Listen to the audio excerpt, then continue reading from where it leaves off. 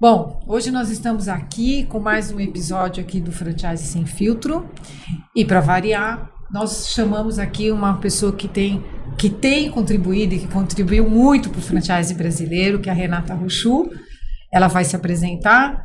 Então, estamos aqui, né, eu e a Thaís, e nós vamos ouvir um pouquinho do que é expansão, né? O que hoje, quando a gente fala de expansão, de processo de seleção, se diz muito, se pratica pouco, né? E a gente vai ouvir aqui da nossa grande especialista, né, que há mais de 30 anos se dedicando a essa área, vai contar pra gente aqui no Franchise Sem Filtro o que todo mundo quer saber, mas ninguém fala, né, Tess? Eu espero que sim. Minha expectativa, a nossa expectativa é essa. Alta. Super alta. Então, a palavra é sua, Rê. Bom, obrigada pelo convite, Thaís e Melita. É um prazer estar aqui, porque a gente tem a missão de contribuir para o franchising brasileiro, né? Fazemos isso há muitos anos e eu acho que é importante a gente também construir uma parte educacional para quem está assistindo e para quem puder pelo menos trazer de tudo que a gente puder falar aqui hoje. Ter um insight já está valendo a pena. É isso mesmo. Então, eu sou Renata Rochu, eu trabalho com franquia há mais de 30 anos, já trabalhei com empresas como Casa do Pão de Queijo, Grupo Trigo, que é Spoleto, era Domino's também, Starbucks, Havana e Balduco. E participo também hoje da diretoria da Associação Brasileira de Franchise. Bom, sabe pouco, experiência não falta, sabe né? pouco. Nossa, não. Vamos discutir qual é o nível de conhecimento que ela tem, né? Sabe que... E aí você fique super à vontade para explorar o que você quiser. Mas eu acho que assim, pro franqueador que já está na estrada, o mistério é um pouco menor, né? Agora, quem começa, e aí a gente percebe lá no escritório, a gente entrega a documentação e aí ele fala, bom, e agora, né? Faço o que com o bebê? Como é que faz crescer? E eu acho que é uma caixa preta. Como é que cresce? Como é que expande? Quando você se você fosse pegar uma marca bebê, o que você poderia falar da marca bebê que ainda nem abriu a primeira loja? Bom, primeira coisa, eu acho que as marcas, elas não têm que ter só um modelo de negócio de sucesso. Elas têm que estudar se elas têm a alma de ser um franqueador, porque franqueador é compartilhar decisões, é construir junto. Então você tem que ter também uma política e uma personalidade que esteja apta a fazer talento, franquia. né? Aptidão mesmo. Talento, habilidade. A Mel fala disso, né? A Mel fala assim, saber... perfil de franqueador. A gente fala de perfil do Isso. franqueado porque está na lei, a gente acaba esquecendo um pouco do perfil do franqueador, né? Acho que é meio isso. Ele tem que compartilhar as decisões e as opiniões e construir junto, né? Essa é a primeira coisa. A segunda coisa é que não basta contratar só um escritório de advocacia para fazer contrato, circular de oferta de franquia. Isso são instrumentos mas esse é um aspecto, né? Para você fazer uma expansão, você tem que ter feito um estudo de viabilidade de franquear, né, de franqueabilidade, como a gente chama. Depois você tem que fazer um planejamento de expansão. Porque o que a gente vê muito no mercado olha, vou contratar uma equipe de expansão, que são pessoas com habilidade comercial, e sai abrindo. E não é bem assim que funciona na prática. Por quê? Por quê? Porque eu acho que abrir é uma questão de você estabelecer metas e etc., mas nem sempre o que você abre, você acaba não fechando. Eu acredito que a velocidade da expansão, ela precisa de duas coisas. O planejamento geográfico, planejamento de perfil de franqueado, planejamento interno para ver quanto que expansão consegue entregar de velocidade para operações e quanto que operações consegue acompanhar isso, tá? Então, precisa ter tudo isso para você não abrir e as unidades fecharem. Falo que abertura líquida é o que importa. E não de ano para ano, mas a longo prazo. Não, porque abrir é fácil, né? Abrir, ok. Todo mundo hoje comenta que não tá tão fácil vender franquia e tal. Mas você sabe que conceder franquia é que nem engravidar, né? É bem mais fácil do que depois educar. E é a mesma coisa com franquia. Vender é muito mais fácil do que depois manter esse cara satisfeito na rede de franquia, né? Então, aí começa, eu acho que realmente o grande desafio de você ter uma boa venda, que aí entra essa parte de expansão, você ter uma boa venda para você minimizar os riscos que você vai ter na operação. Eu acho que isso é super importante, porque não é só delinear um perfil, e a gente sabe que os franqueados, as pessoas não são robôs, você não aperta um botão e fala, olha, agora eu quero que você me dê esse retorno, ou agora eu quero que você se comporte dessa forma. E o que a gente assiste hoje? A gente assiste hoje que franqueado acaba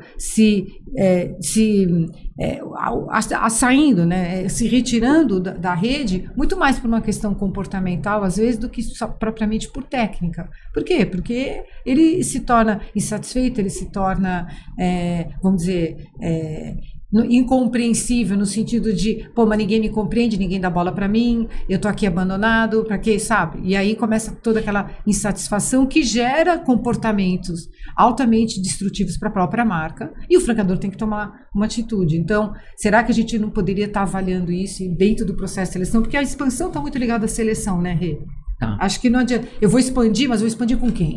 Ah, tá bom, eu quero abrir 30 franquias esse ano. Tá bom, com quem? Que perfil que é o cara que eu vou no Nordeste? Tá bom, qual é o perfil que eu vou ter ali? Que é totalmente diferente do perfil do franqueado que é do Sul. E aí a gente tem que avaliar isso, deve estar em conjunto também, né? O que eu acho assim, a franquia é uma relação de confiança. Então, como qualquer relação de confiança, de relacionamento de pessoas, você tem que nutrir com comunicação, com proximidade e com transparência. Então, temos problemas sim, toda franqueadora tem problema. O problema é de todos, não é o franqueado tem um problema, Exato. A franqueadora tem outra. Exato. Eles têm problemas em comum e a solução tem que ser em comum. Então, quando você fala comportamentos, o comportamento é relacional, é confiança do franqueado no franqueador e vice-versa. Não, se você não tem isso... Franqueado feliz é franqueador feliz, né? Sim. E o franqueado feliz, ele indica novos. E acho que também hoje... Mudou muito, né, o perfil do franqueado. A gente antigamente falava, franqueado tem que ser barriga no balcão, ele tem que estar ali na loja. Hoje a gente trabalha muito com franqueado multiloja, como nós chamamos de multifranqueado. Às vezes até multimarca. Ele tem a minha franquia, tem a sua, tem a da Mel, por exemplo. Mas você precisa ter balanceado dentro do seu grupo de franqueados novos, que nunca foram franqueados de nada, e franqueados que já foram franqueados de outras redes. Primeiro porque ele ajuda a construir as redes novas, com experiência, com orientação de comportamento, e ajuda os franqueados novos também a aprenderem essa convivência. Lógico. Né? Eu vou aproveitar que você levantou a bola. Então, eu queria entender qual que é a sua opinião sobre aceleradoras de expansão. Eu, particularmente, nunca trabalhei com aceleradoras de expansão, porque eu acredito num processo de expansão com construção de marca. Eu acho que as duas coisas acontecem juntas. E eu acho que você tem que ter a cultura sendo passada para o franqueado e para a sua equipe. O que acontece quando você tem uma aceleradora, ela já traz o pacote pronto, né? O candidato à franquia já assinou, já isso, já aquilo, e caiu na estrutura da franqueadora. Ele não conviveu com a franqueadora, ele não fez toda a seleção com a franqueadora, enfim. Às vezes nem conheceu. Ele nem olhou a cara do franqueador. Ele deve ter visto alguma reportagem tal, e de repente tá lá, cai e não sabe nem qual é a cultura. Eu acho que distante até da cultura da franqueadora, sabe? E da cultura do franchise. Exato. Como origem. Então, eu particularmente nunca usei, gosto de uma expansão um pouco menos acelerada do processo de número de unidades ano, porque senão, para você até não perder esse relacionamento com os franqueados, é claro que o relacionamento persona a persona, chega uma hora que você não consegue fazer, né, com todos os franqueados, mas aí você vai estruturando, ele tem que ter sempre uma porta de entrada, um canal de comunicação e ter uma rapidez na resposta, ainda que a resposta seja não. Mas e se o franqueador é pequenininho? Tem outras formas, eu acho, tá? Então, por exemplo, eu em algumas empresas que eu trabalho, a gente tem uma estrutura pequena, não tem problema nenhum, tá? A gente contrata parceiros que me ajudam a fazer a parte de atender todos os candidatos que entraram, né, no nosso sistema, fazer as primeiras reuniões, preencher ficha cadastral, NDA, que é não é contrato, mas é um documento de confidencialidade, etc. E aí depois a gente entra no processo. Então ele me ajuda a não pular etapas, mas me ajuda a filtrar alguns candidatos. Os leads, né? Captação. Captação do lead, mas a gente trabalha muito junto e eles têm também, essas empresas parceiras têm o perfil que a gente escolheu para a nossa franqueadora. Não é uma aceleradora, é diferente. O que a gente tem visto, isso a gente vê no dia a dia, é que as aceleradoras têm praticado uma qualidade muito ruim desses franqueados que vêm. Então, a gente tem marcas que a gente teve conhecimento, até porque chegaram no escritório, que elas têm 30 unidades, elas já estão litigando com 15. Bom, mas calma, aqui só uma parte, né? Eu acho que isso 90% é responsabilidade do franqueador. Próprio, óbvio. Sim. Não, dele terceirizar 100% do processo de seleção para uma aceleradora. Assim, mas eu acho que às vezes é falta de conhecimento também. O que eu acho que às vezes a pessoa se torna franqueadora e não passa por um processo educacional de fazer bench com outras empresas que começaram. Conversar com outros franqueadores. Quais os problemas que tiveram, quais foram as dificuldades. Com certeza. Eu ainda tenho uma estrutura pequena, como que eu faço para conciliar uma estrutura enxuta com uma expansão, etc, etc. Porque fica muito descolado, né? O fato de você trabalhar... Primeiro você tem que lembrar o seguinte, a aceleradora, ela é uma equipe comercial, ponto. Ela não está comprometida com o dia seguinte da loja. Se a loja abriu, se a loja performou, se é um contrato de longo prazo. E eu não vejo nenhum problema com isso. Se o papel dela é acelerar, acho que ela está ali vendendo. Eu acho que depende... É claro que não é uma situação boa para ninguém, né? Porque a fama deles fica ruim e o franqueador fica litigando. Mas eu acho que, fala assim, às vezes é falta de conhecimento, mas é responsabilidade do empresário conhecer também, né? Sim, porque sabe o que vai acontecer? Vai cair no colo dele mesmo. Porque quando você fala, ele vai entrar na justiça contra o franqueador, isso é custo, isso é tempo, isso é reputação. Então não adianta a velocidade, eu falo que é castelinho de areia, a velocidade que você abre, a velocidade que você fecha, o que tem problema. E você, quando tem a circular de oferta de franquia, é um disclosure que você tem que colocar tudo isso lá. Todo mundo que entrou e saiu do sistema. Então, a lista vai ficar gigante. Tá aberto ali. Então, isso joga contra você a médio prazo. Mas é impressionante, né? É o que você falou. Eu acho que o grande problema é a falta de conhecimento, a falta de entendimento do próprio franqueador, do que é franchising. Então, quando ele tem a documentação na mão, o advogado jogou a documentação na mão, aliás, ele já está vendendo antes, sem documentação. E aí ele vai naquela ânsia de vender a qualquer custo rápido, porque ele precisa escalar com a taxa de franquia, e uma aceleradora consegue vender fácil para um cara desse. Consegue, porque ele está no momento de vulnerabilidade, porque investiu no projeto de franquia, quando investiu numa documentação jurídica, tem um montão de gente procurando, ele fala, eu vou vender, não posso perder, vou vender. Minha concorrência está indo, vou vender. E aí ele acaba fechando o contrato com uma aceleradora, às vezes até sem ter o cuidado de dividir isso com o advogado, de ler direito. E aí, lá na frente, começam a aparecer os problemas. Então, é o que você falou, óbvio, existe uma responsabilidade grande do franqueador, mas assim, o que a gente compartilha hoje, eu acho que hoje só não conhece franchising, ou só quem não quer, né, gente? Porque a gente que começou numa época que não tinha lei, que não tinha nada, e a gente ia buscar informação do que acontecia nos Estados Unidos, a gente comprava livro americano, a gente ia pra feira lá, porque aqui não tinha nada, tudo bem, mas hoje, você entra numa loja aqui, sei lá, uma loja que tem aqui na Lupo, vou lá, pergunto, aqui é loja franqueada? Sim, não. Você é o franqueado?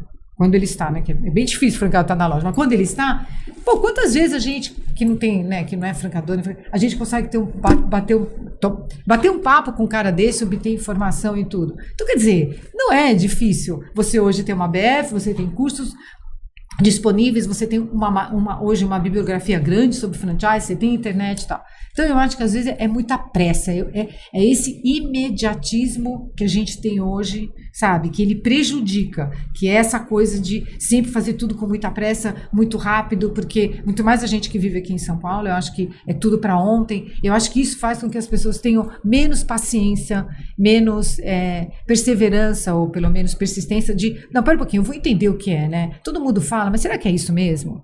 Então, isso você falou exatamente. Antigamente não tinha como. Então, podiam errar, tanto franqueador como franqueado. Mas hoje, você tem a ABF fazendo um trabalho enorme educacional, com todas as comissões. Tem o ABF Academy, que você pode entrar online. Tem os cursos.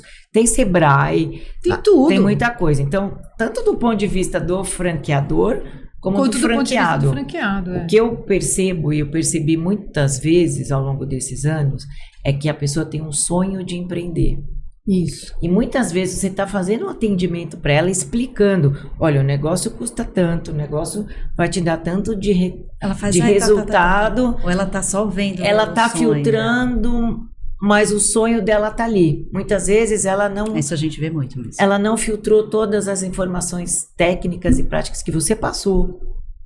Porque ela tem tanta vontade. Não escuta. Ela tem tanta vontade. É o problema da escuta. Eu sempre falo isso. É a mesma coisa. Escuta o que você não disse. Escuta o que você não disse. É a mesma coisa quando você tem uma pessoa que trabalha pra você e tá namorando, sei lá, um bandido. E você fala, minha filha, mano, pelo amor de Deus, pensa bem, você vai casar com esse cara. Esse cara não é um cara que tem um emprego fixo, mas o sonho dela é casar.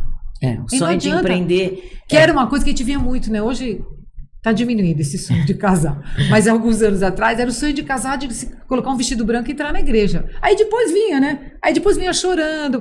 É a mesma coisa. Eu acho que a pessoa fica tão... E uma vez a gente sentiu Idealiza, isso. Né? Você lembra que um amigo nosso indicou um amigo que estava comprando uma franquia e ele tinha saído ele era diretor financeiro de uma empresa, um banco, e ele saiu. Ele estava aflito de comprar a franquia porque ele não conseguia se ver sem trabalhar. Então ele estava tão aflito que ele estava comprando. Eu falava, olha, esse contrato aqui não tá legal, eu acho que você tem que pensar. Mas ele falou, nossa, eu não consigo ficar mais um dia sem ter uma ocupação. Então, psicologicamente, ele estava muito abalado de não trabalhar, porque tinha sido mandado embora, tchau, vai embora, acabou. Então, você vê como isso, toda essa parte emocional, ela pega muito.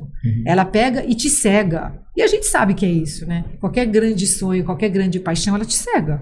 Você sabe que quando a gente faz atendimento, tem vários perfis de candidato, mas, por exemplo, o perfil da pessoa que foi sempre executiva a vida inteira, a primeira coisa que a gente fala é o seguinte, lembra que na franquia, você vai ser todos os departamentos das empresas que você trabalhou.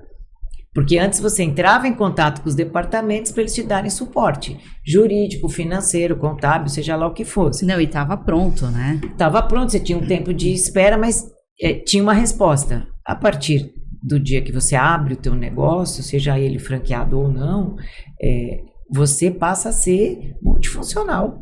Então você vai ter que aprender coisas de jurídico, de RH, contábil. Então é um desafio, porque a pessoa que trabalhou numa função, seja ela executiva ou, sei lá, médico, ele se adaptar numa nova realidade, ele também tem um tempo de aprendizado.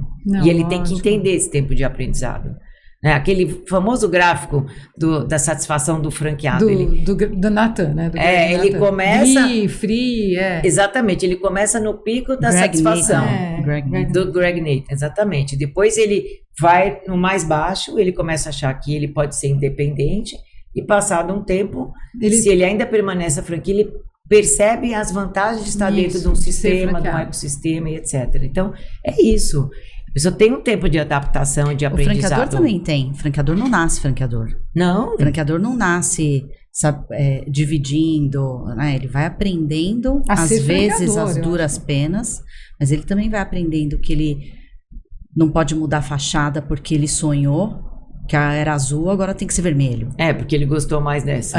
Não, e a gente fala, né? Você vê, a gente estava falando de aculturamento, mas o aculturamento do franqueador, ele é muito importante, porque é de cima para baixo.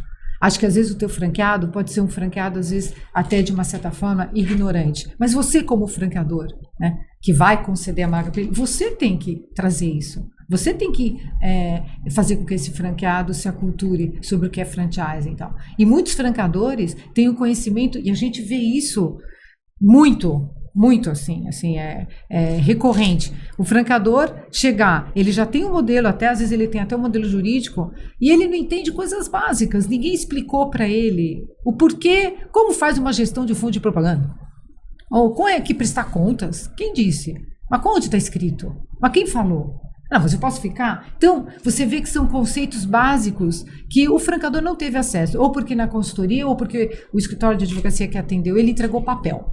E aí entregar papel é uma coisa, aculturar, compartilhar conhecimento com esse novo franqueador é extremamente importante, porque senão ele vai acabar escolhendo mal, porque ele nem sabe o que ele está escolhendo. Entendeu? Ele nem sabe exatamente qual é o perfil de franqueado que ele quer. E todo mundo erra. Eu me lembro que isso eu aprendi anos atrás com o Carlos Wizard, que eu atendi ele há alguns anos atrás. O primeiro contrato de franquia dele que a gente fez, ele concedeu. Quando chegou no 6º franqueado, ele falou: pô, mas eu acho que eu estou concedendo franquia errado. Eu estou professor de inglês. Não me está dando resultado. O cara não consegue vender, o cara não consegue trazer pedagogo, aluno. Né? Aí ele chegou à conclusão e falou: mas eu acho que eu estou com o perfil errado, porque o professor ele é contratado, eu tenho que vender para alguém, um empresário, um cara de marketing. E aí foi que ele fez toda a revolução do Wizard. Mas todo franqueador pode começar, até de uma forma, às vezes, sem ter conhecimento total, e ir mudando. E a gente sabe que o franqueador vai mudando o perfil do franqueado ao longo do tempo, né? Ele vai percebendo qual é o que funciona e o que não funciona.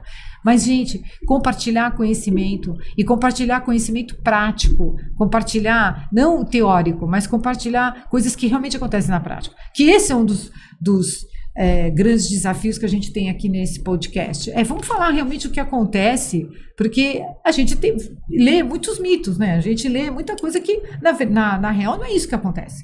Né? E a gente tem que fazer com que as pessoas não percam dinheiro de besteira, que as pessoas não invistam em projetos megalomaníacos que depois não vão acontecer. E aí alguém falou para mim que eu ia montar 300 franquias em 2 anos. Meu amigo, você entende quanto que é ter implantação de 300 franquias em 2 anos? Você falou um ponto importante, porque assim, quando a pessoa quer se tornar um franqueador, muitas vezes ela acha que basta ela contratar, né, a ferramenta jurídica, contrato de franquia, circular de oferta, etc., e sair franqueando. Eu acho que do mesmo jeito que contratou uma assessoria, uma consultoria jurídica, tem que contratar uma de expansão, uma de operações. Se ele não puder contratar isso tudo como equipe CLT, ele vai encontrar uma outra forma de fazer consultorias.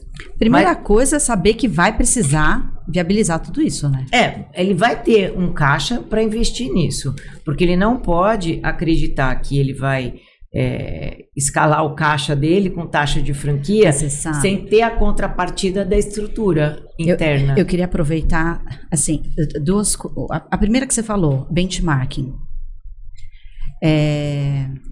Eu acho que o franqueador faz pouco, porque nem sabe que dá para fazer isso. E franqueador bebê, né, franqueador que está começando, eu acho que tem até vergonha de passar a mão no telefone e falar assim: nossa, mas eu vou falar com, sei lá, o pessoal do Spoleto. Eu acho que eu vi como é que chama o cara da Apple? Ai, meu Deus. Steve Jobs. Ele conta isso, né? Que ele com 12 anos, acho que foi ele que com 12 anos ligou para um super presidente para perguntar alguma coisa. O presidente ajudou. Ele falou: todas as vezes que eu pedi, me ajudaram. Ajudam, principalmente na franquia, porque essa coisa de compartilhar conhecimento é muito de franquia, muito de franqueador. Típico, né? Vocês se lembram quantas conversas o Robson tinha? Robson da Shining Box, quantos franqueadores ele atendia, ele ia almoçar. Ele tinha almoço toda semana, ele tinha alguém que queria conversar com ele, ele dava alguma dica, e até hoje o Robson é citado como exemplo.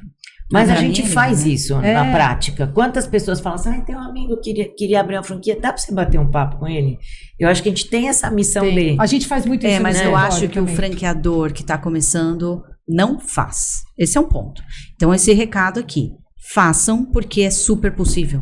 Com certeza. Super possível. E você elimina algumas coisas, alguns erros. E dentro da BF tá cheio de franqueador que tem essa disposição, acho que a grande maioria deles tem essa disposição de atender e orientar. Não, e eu acho que uma das propostas da BF é isso mesmo, é reunir franqueadores nos eventos, nas comissões, para trocar. Para virar, você vai sentar do lado de um franqueador e falar: pô, mas que você está tendo esse problema? Como é que tá? Como é que você lida com isso? E as pessoas vão falando, entendeu? São franqueadores que às vezes nem estão concorrendo. E mesmo aqueles que concorrem à alimentação, eles falam. Todo mundo fala. Gente, na pandemia... É um setor muito generoso. É um setor muito generoso. Na pandemia foi uma das trocas mais bonitas que a gente teve, porque a gente eram os concorrentes falando e se ajudando. Salvar, Não só de Porque empresas de setores distintos, né? De saúde, moda, alimentação e tal. Mesmo os concorrentes. O que você está fazendo? Que é um recado, né? Para quem estiver aqui vendo o Franchising Sem Filtros, que é o primeiro recado. Vai buscar conhecimento, porque a responsabilidade é exclusivamente sua. Exato. Jogar a culpa no advogado nem vem. Não, nem no advogado, nem no consultor e nem na aceleradora. Porque aí a culpa sempre é do outro, né? Nem no franqueado, porque nem às no vezes... Instituto do Franchising. E nem no Instituto do Franchising, porque fala que franchising não funciona. Porque muitas vezes, eu acho que a gente tem a missão, a franqueadora, inclusive, de orientar a gestão do franqueado de uma loja, orientar como ele se estrutura para ser um franqueado de 3 para 6 e para escalar. Sim. Porque não é tão óbvio. O fato da pessoa ter comprar uma segunda e passar para uma terceira, ele pode se perder no processo de crescimento dele. Né? Então, acho que também é missão da franqueadora acompanhar e orientar. Com certeza. Até porque franqueador... O franchising no Brasil, e em outros países também, né? Mas a gente tem histórias que inspiram, né? E aí, a gente tem lá no escritório a Luzia, que a gente vai chamar para vir aqui. Já foi massagista de praia e tem uma história, assim, sabe? De vencer e sucesso que inspira. Aí, o franqueador que está começando fala, eu quero aquilo para mim. Uhum. E aí faz de qualquer jeito, faz sem planejamento, porque o brasileiro, ele celebra um pouco isso, né? A gente faz projeto de risco lá no escritório e vê isso, esses jargões. Quem não arrisca não petisca. Acordou, tá correndo risco. Aí tem uma frase que eu vi, não sabendo que era impossível, foi lá e fez. Não é assim. No mundo real não é assim. Mas tem que a gente planejar. tem 2 Brasis diferentes, né? Eu acho que se a gente for 10 Brasis, 12 olhar para trás em termos de cronologia, quando a gente estava falando 70, 80, tinha muita oportunidade, tinha muito mata virgem. Muito para empreender, tanto geograficamente como de negócios, porque o Brasil ficou muitos anos com uma economia fechada, né? E aí quando abriu, começou a vir coisa de fora, começou a ter possibilidades e que tinha muito resultado. Se você trabalhasse, ainda que tivesse uma série de erros... Não apareciam tanto. Né? Mas não aparecia porque você tinha uma margem muito boa, excelente, né? Hoje... mudou bastante, acho que tem muita coisa que mudou para melhor, porque você não tem mais informalidade, você não tem mais uma série de coisas que o varejo tinha, mas ele ficou mais difícil do ponto de vista de resultado. E mais difícil quando você compara com uma taxa Selic de 2 dígitos. Né? Então, não dá... Hoje é desafiador. É desafiador, você tem que fazer conta aqui, você tem que pensar a médio e longo prazo. Então, são Brasis que mudaram muito. Não, e o comportamento social das pessoas mudou também, né? Bastante. Depois das redes sociais, tudo. Hoje o comportamento é outro. Comportamento de compra, inclusive. De tudo. Não, mesmo franqueado. Como é que era o perfil do franqueado há 20 anos atrás? Como é que é hoje? Sim. Hoje o cara vem, na maioria das vezes, mais bem preparado. Né? Sim. Tudo bem, a gente tem ainda alguns franqueados que você vê aqui de micro franquia, que às vezes encaram aquela franquia mais como um emprego do que uma franquia, mas quando você vai discutir uma franquia de investimento de mais de 700, 800, 1 milhão de reais, pô, esse cara conhece o que ele está fazendo. Ele vem, ele vai discutir planilha com você item por item. Ele vai discutir estudo de viabilidade, ele vai te fazer um monte de pergunta. Ainda bem. Né? Ainda bem. E é isso que a gente quer. E eu me lembro, e você também deve lembrar, Rê, que quando veio a primeira lei, em 1994, começou a vigorar em 95, foi o grande funil que a gente teve, porque isso fez com que os franqueados começaram a ser mais, vamos dizer, detalhistas. E isso fez o franqueador melhorar o processo de seleção. Né? Porque quem fez o franqueador melhorar toda a parte de seleção foi o franqueado, que vinha. Eu me lembro que na época tinha franqueador que me ligava e falava: mas o franqueado fez essa pergunta para mim, eu não sei, como é que eu respondo isso? Como é que ele veio pedir para mim uma planilha de não sei o quê?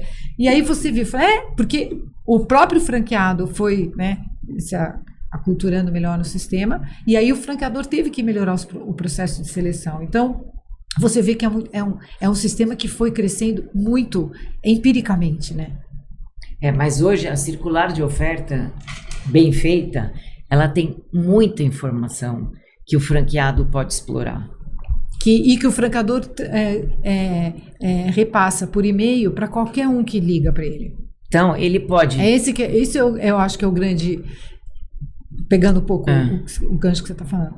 É utilizar a circular de oferta de franquia como peça de marketing. Todos usam. Todos enviam circular de oferta. Você mandou uma... olha, gostei desse negócio, queria comprar uma franquia. E antes de mandar a ficha de pré-qualificação, você já manda a circular de oferta. E ele é um documento jurídico, né? A gente não se cansa de falar.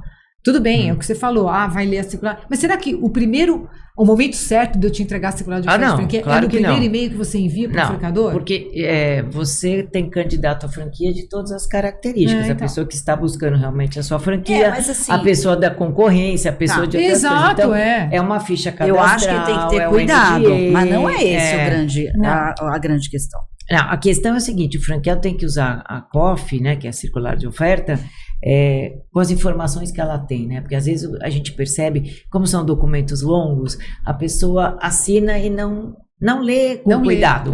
Né? Às vezes nem lê, mas às vezes não lê com cuidado. Ali ela tem uma série de informações. Um pouco de falta de paciência. Mas aí ela pode ligar. Ali tem o telefone de todos os franqueados, ela pode ligar. Então, mas aí o franqueado não liga. Não mas liga. Ela pode. Mas não liga. Não é que pode. Ele deveria fazer. Aí entra com processo na justiça falando que foi enganado. Também me poupe, né? Então, ali tem muita informação. Ele pode tomar mas café ele não liga, sabe com por quê? meia dúzia de franqueados. Ele não liga, porque ele tem medo. Ele tá muito imbuído de comprar aquele negócio. Ele já investiu tempo. Aí ele falou, não vou ligar. Senão vai falar que não sei o que tem problema. Não quero nem ouvir. E não liga. Psicologicamente ele não liga, porque ele não quer ouvir negativa. Ele já está quase decidido que ele vai comprar. Ele cismou, adora aquela marca, é aquilo. Balduco é o sonho da vida dele. Nossa, ele acha... Para que ele vai ligar? Fala, não, de repente vão falar alguma coisa, vai me interferir aqui. Não liga. É por isso que eles não ligam. Eles têm medo do que eles vão ouvir. Entendeu? Que é, na verdade, entre aspas, uma burrice, porque lá na frente pode ser que ele tenha algumas surpresas que ele não investigou. Eu tiro as aspas. Não, porque na verdade, assim, é muita informação quando a pessoa compra uma franquia. Se ela está comprando pela primeira vez... Você força a barra, falando assim, olha, liga. Você como franqueadora... Não, você tem que orientar. Você tem que orientar. Fala, você leu. Você tem dúvida. Você explica, isso aqui é um documento e leva para casa, lê. O que você fala? Não, é um documento extenso, tem quase 80 páginas, não pode ser leitura dinâmica, tem que ser uma leitura com calma, tem que refletir. Até por isso que ela tem um prazo que você tem que entregar isso antes da assinatura do contrato, 15 dias antes, enfim. Porque ele tem que refletir sobre aquilo. Né? E ele tem que tirar dúvida. Se ele não tirou dúvida é porque ele não leu. Não, quando tem você lê um negócio desse, se não tem uma dúvida, alguma coisa tá... Mas agora... Mudando um pouco assim de aspectos. A gente tem visto e se fala muito que hoje o franchise ele tem um grande volume de mulheres, né? Franqueadas, né? Que antes a gente eu ouvi num evento, teve a feira de Nova York agora, a NRF, e alguém falou que tinha muitas mulheres ali palestrando, mulheres C-level, e a gente não vejo muito isso assim sendo celebrado, sabe? Pelo menos aqui no Brasil eu não vejo muito. Não é que tem muitas, é que agora tem algumas, né? Quando a gente começou, nós éramos talvez as exceções. E eu acho que a gente trilhou um caminho. Né? Você sempre lento. Começou no franchising, você começou na expansão? Eu comecei na expansão. Apanhando. Depois eu acabei sendo multifuncional, porque dependendo da estrutura da empresa que você está, você tem expansão com implantação, arquitetura, em algumas você tem operações junto, teve uma que eu fiquei como pessoa responsável, head de franquias, então eu fiquei com tudo, com a logística, com a operação, com o marketing. Mas é muito interessante, porque você fica multifuncional você aprende exatamente como entregar o bastão da expansão para operações. Isso, né? Que é importante. Mas quando você chegava ali... Porque quando a gente fala de expansão, a gente fala muito de shopping, né? Porque loja de rua você está negociando, sei lá, eventualmente com um corretor ou com um proprietário. Mas quando você chega num shopping, você está negociando com uma empresa, né?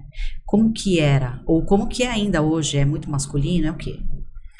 Thaís, eu acho que assim... Porque eu tenho uma leitura sua também, que a gente já trabalhou, né? Já trabalhou em várias outras oportunidades. Eu acho que você tem uma postura da Renata, que é eu não vou falar agressiva porque não firme. É firme. É meio assim... Incisiva. O jeitão da Renata. Assertiva. Isso. Pode dizer... assertiva. Fofamente, assertiva, porque você é mesmo. Mas você é dura. Dura na queda, né? E eu acho que isso, lógico, né? Vem sendo moldado ao longo dos anos, que não são pouco, a sua experiência, né? Mas eu tenho a impressão de que você entrou num mundo meio masculino e aí foi se moldando. Isso mudou? Não mudou? Eu falei besteira? É isso? Não, eu acho que mudou muito. Acho que as gerações que vieram na sequência da nossa, né? Nossa, que eu falo, minha e da Melita, você já é uma geração seguinte e depois da sua já tem outra que está no mercado. Então, acho que a gente abriu muita coisa para essas gerações. Não, porque foi a nossa já foi a geração da mulher que fez faculdade, que foi trabalhar e que já fazia estágio, que não foi criada para casar. E tinha, mas foi a primeira geração, porque você ainda tinha amigas, eu também ainda tinha amigas que não faziam nada, porque elas só queriam namorar, casar e ter filho. Então, mas aí você teve que ter uma posição, muitas vezes até mais assertiva e firme, para você mostrar o seu lugar, o seu conhecimento, e mostrar que você conhecia. Respeito. E para diferenciar o mundo feminino do masculino, para não ter nenhuma interpretação paralela. Tá? Então também teve essa conquista. Claro que depois de tantos anos de mercado, aí a pessoa já te conhece, você já tem uma reputação. Exatamente. Então hoje eu sento numa mesa 100% masculina, para mim não é problema, e para eles também não. Até porque a gente já se conhece, né? Acho que as novas gerações já não têm isso, mas o funil de subida é sempre mais apertado para o mundo feminino, porque você tem que se provar. Vai ter ali na subida, né? À medida que você vai assumindo cargos de liderança, você vai encontrando muito mais um mundo masculino do que feminino. Sim. Ainda é assim. Você já vê muita gente na NRF, beleza, mas ainda não é 50%. Não. Tá longe disso. Longe. Posições de conselho, posições de CEO. Agora, de uns anos para cá, principalmente, você vê posições de conselho sendo preferencialmente dadas ao mundo feminino. As mulheres, de uma certa forma, se destacando mais, coisa que antes não acontecia. Mas o que eu acho que hoje, o que a gente vê, por exemplo, no franchise, que você vê que tem muita franqueada, né? Muita franqueada hoje operando loja, que antes, se lembra que o cara vinha para montar a franquia para mulher que não fazia nada, ou para filha que não sabia o que ia fazer, ou para amante, né? Isso, era muito recorrente. Hoje não, hoje eu acho que a mulher franqueada, muitas franquias às vezes são operadas apenas por mulheres. Eu diria que dependendo da área, do segmento, tem até mais do que 50%. Exato. Pois então, eu quis falar disso porque eu estava pensando, né, na nossa conversa ontem. Eu falava assim, gente, a Mel e a Rê, elas, abriram um mato aqui. Né? Vocês estavam com foice e tal. E aí, a gente vem de um ciclo de eventos, né, que aconteceram aí, a gente participou na audiência das palestras e tal. Aí, a gente escuta assim, as mulheres se regozijando, né, que são as únicas do conselho, quando na verdade eu acho que deveria ser o contrário. Elas deveriam falar assim, infelizmente eu sou a única do conselho, porque esse trem já partiu. E eu não sou feminista no grau máximo, mas eu acho que assim, a contribuição de vocês para o setor é tão grande e tão pouco reconhecida que tinha que ter mais sororidade, né? Tinha que ter. Assim, eu tô aqui, vou chamar a Melita, vou chamar a Renata, sabe? Porque o trabalho que vocês fizeram ao longo dos anos é uma vida dedicada a isso. Mas, É um emprego que te sustenta, não estou dizendo que não. Mas o empenho de fazer com De que aculturar, ninguém fale mal do instituto, de compartilhar conhecimento, né, de não Renata? deixar o mercado ser contaminado, o trabalho é intenso, é diário e infelizmente ainda é. Não é reconhecido. Não é mas sabe o Não que eu é acho? reconhecido. É que as próprias mulheres das gerações mais antigas, elas têm eu brinco que é um machismo subliminar. Ah, tem mesmo. Tem, porque você foi criada por mulheres que eram De uma certa forma, submissas aos maridos. entendeu? Então, tem um pouco isso, né? E tem uma coisa assim, meio de proteção. Eu cheguei aqui, esse espaço é meu. Nem sempre ele é compartilhado espontaneamente.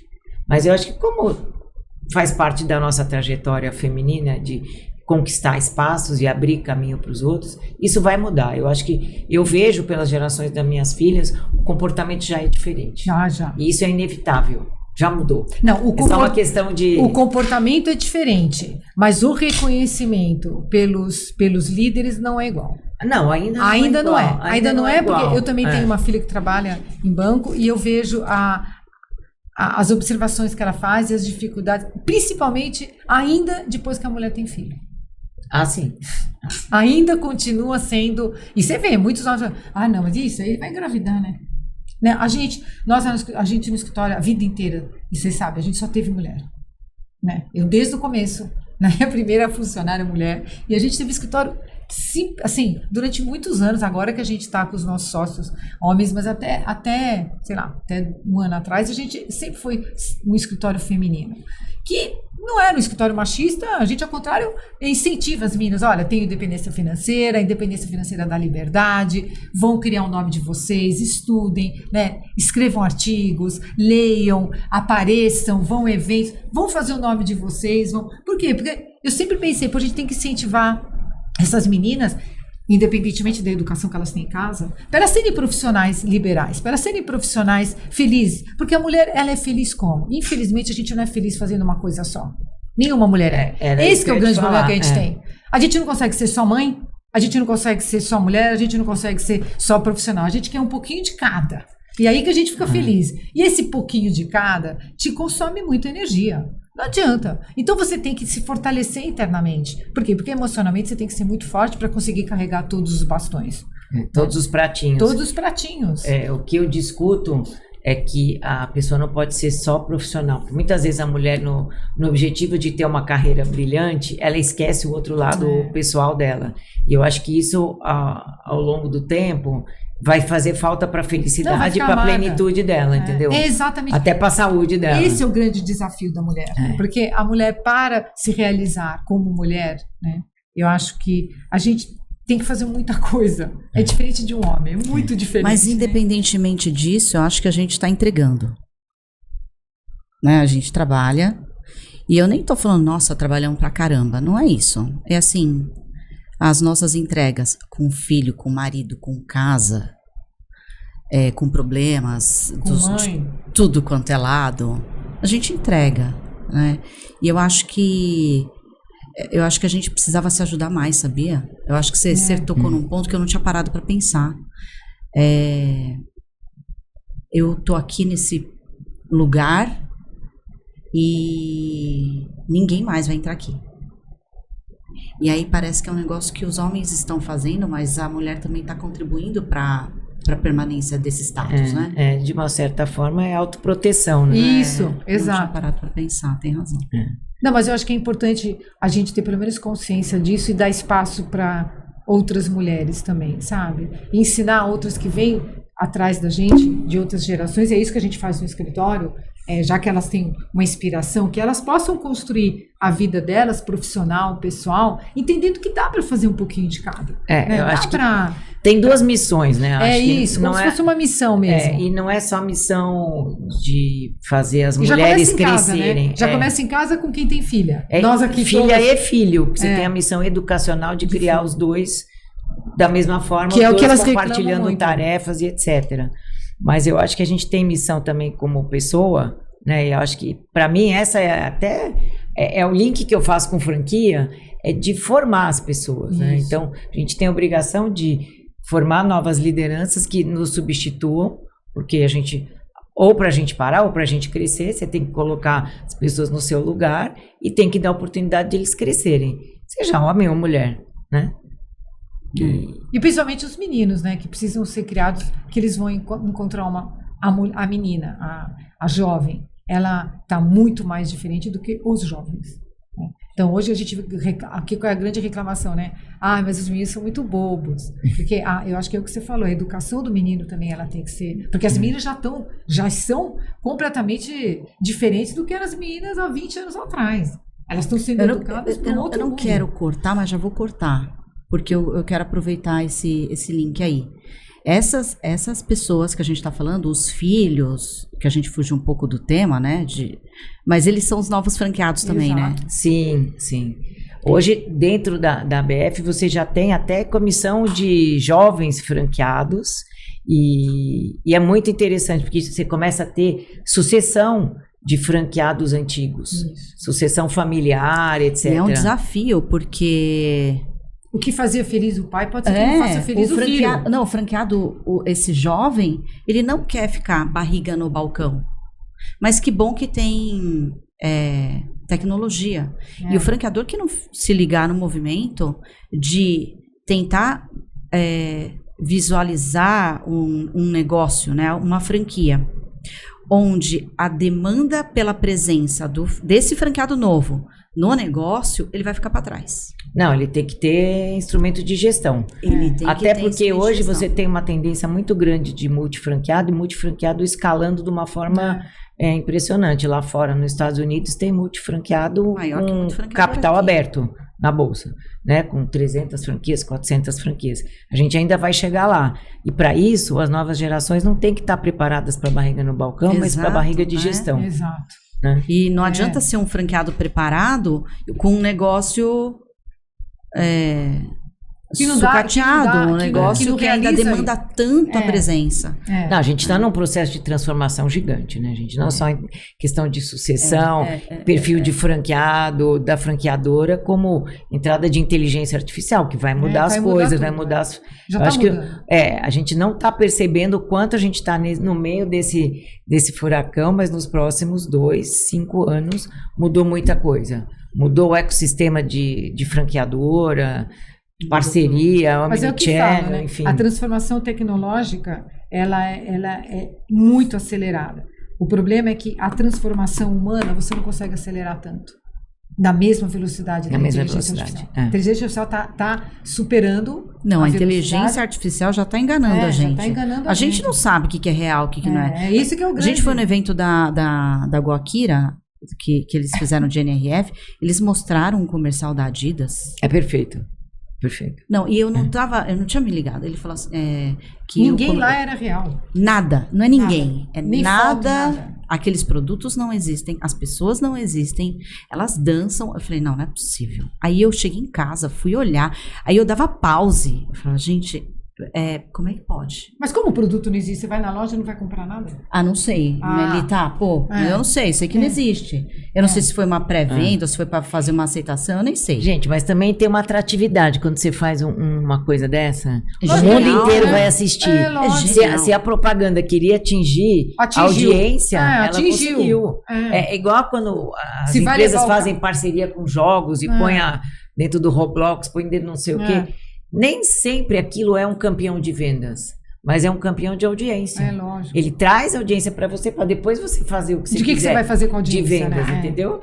Não, mas o ponto a gente não sabe o que é real ou o que não é. Então, essa revolução é, na verdade, assustadora. Mas ela é desafiadora, porque você tem que aprender muita coisa. Eu tenho vontade de ficar em posição fetal em casa debaixo da coberta. Aí você vê como cada um reage, né? Aí você vê como isso numa rede vai acontecer. Sim. Vai ter um que vai falar, não, eu não quero, eu vou ficar com cobertor. A outra vai falar, não, mas pra mim, nossa, achei o máximo. É bem desafiador. Eu acho que essa é a grande magia do franchise. Esse é o tempero, né? Esse é o tempero. Você ter que lidar E para o franqueador é um grande desafio. Você lidar, aqui temos 2 exemplos. Uma acha que é desafio, a outra quer se esconder. E como é que você faz numa rede que você tem 300 franqueados? Então, mas é que eu falo, quando você tem transparência e proximidade, confiança com o franqueado, você conhece o perfil dele. Então, a forma de você abordar cada coisa é distinta. Então, se eu for fazer alguma inovação na rede, eu vou pegar as pessoas que têm um perfil mais inovador. Eles vão lá, eles testam, vão corrigem, e aí depois cascateia. Mas não vou colocar para todo mundo, porque senão eu vou ter resistência. E ok, vai ter resistência, tem que ter. Porque também são esses perfis que ajudam a gente a enxergar. A repensar, refletir, a corrigir, a diminuir a velocidade, entendeu? Acertar, errar, começa de novo, né? Lá o Serrentino falou muito isso, né? Não vai acertar, errou, tá bom, vai, erra, aí começa de novo, e aí vai, não adianta. Com a inteligência artificial vai ser muito isso, né? Qual é o sistema que realmente vai funcionar para o meu negócio, qual que não vai, qual que vai trazer resultado, qual que não vai. Ah, não deu? Tá bom, assume. Vê o erro rápido exato. E corrige. Exatamente. Não deixa de testar. E não fica com medo de errar, porque senão não vai fazer nada. Hoje a gente está num mundo muito assim, né? Se você ficar parado que nem poste, você já era. Em qualquer situação. Então, mas só uma parte aqui. Acho que testar com franquia é igual a Rê falou. É pegar poucos e lógico, aderentes, aí testa, porque não dá para testar na rede toda.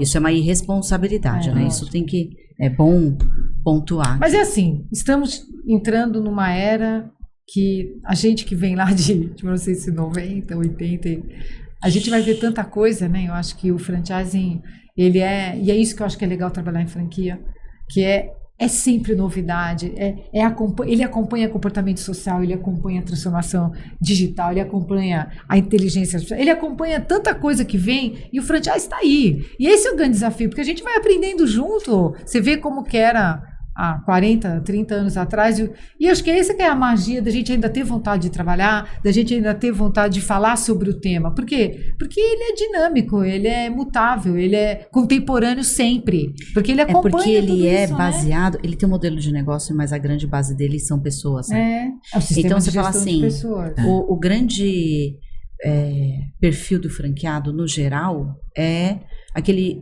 franqueado que sabe vender, aquele que gosta de gente. Será que ainda é esse? Não. Será que eu preciso ainda desse cara ou eu estou mudando também? Porque para vender agora a gente está vendo que tem algoritmo, você tem inteligência artificial para vender franquia, você tem inteligência artificial que faz todo o atendimento do franqueado. O franqueado, o lead, tem certeza que está falando com uma pessoa. Mas eu acho que o relacionamento humano não substitui nada disso. Nada. Você falar com um lead, com o seu avatar, eu acho que tem um limite. Agora, tem uma coisa que a gente tem que, eu sei que a gente tem que encerrar, é que dizer o seguinte: a gente tem que ter orgulho do franchising no Brasil, porque ele é referência mundial. A feira de franquia é a maior feira que tem. A gente tem muita marca nacional, diferente do que acontece em muitos países. Então, claro que você vai estar sempre construindo avião e fazendo manutenção em pleno voo. O franchise sempre foi assim e sempre será. Mas a gente é referência. Tem que ajustar, né? Eu acho que algumas coisas, às vezes, saem do modelo ideal em algum momento, mas a gente acaba consertando. E é por essa paixão que a gente tem pelo franchising que a gente lançou esse podcast. Exatamente, para compartilhar conhecimento, para fazer com que as pessoas errem menos, para fazer com que as pessoas reflitam. Acho que esse é o objetivo. Vamos acompanhar o que está acontecendo, vamos nos aculturar cada vez mais, vamos trocar ideia, vamos compartilhar, porque às vezes é uma observação que você coloca aqui, Rê, do que você atua, como você atua na expansão, que pode ajudar tanta gente, né? Que pode ajudar mesmo a gente. Dá, às vezes, fala de um procedimento jurídico, às vezes um franqueador, eu nem pensei nisso, que eu poderia fazer. Esse é o grande valor. Eu acho que aprender e compartilhar tem que estar sempre na primeira linha, né, da nossa profissão, porque eu acho que é isso que faz a gente crescer como profissional, sabe? Então, vamos encerrar? Não, só quero saber se... Primeiro, você é uma referência para mim, tá? Obrigada. Pra nós, né? E alguma mensagem Jedi que você tem? E aí eu tô falando para franqueador que tá começando, que eu acho que é onde o bicho pega. ou sei lá, para qualquer franqueador, né? Mesmo os franqueadores que são estruturados, sempre tem algum problema que alguém já viveu.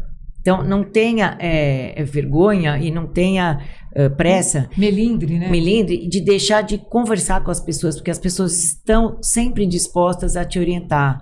Né? Eu falo que trocar entre as lideranças ou trocar entre as equipes é super importante. Muito. Ajuda muito e ajuda você a minimizar erro, enfim. O franchising, inclusive, ele é de troca. Então, usa essas ferramentas, seja nas associações, nas franqueadoras, nos encontros, nos eventos, nas NRFs, seja onde for. Não deixa de explorar isso, porque acho que todo mundo do franchise está disposto a compartilhar. Muito bom. Muito bom, Rê. Queria te agradecer. Obrigada pelo seu tempo. Obrigada aqui por tudo que você colocou. E é isso aí, né? Nós vamos voltar com outras novidades, né, doutora Thaís? Espero que sim, né? Não, sim. Porque trauma não falta. Exato. Trauma não falta. É isso aí. Porque sempre o trauma cai no jurídico, né? Exato. Falou bem. E a gente não tem bola de cristal, né? Ainda, né, Thaís? Gente, muito obrigada. Adorei esse bate-papo. Obrigada a você, Rê. Obrigada pela generosidade. Exato. Obrigada mesmo, Rê. Beijo.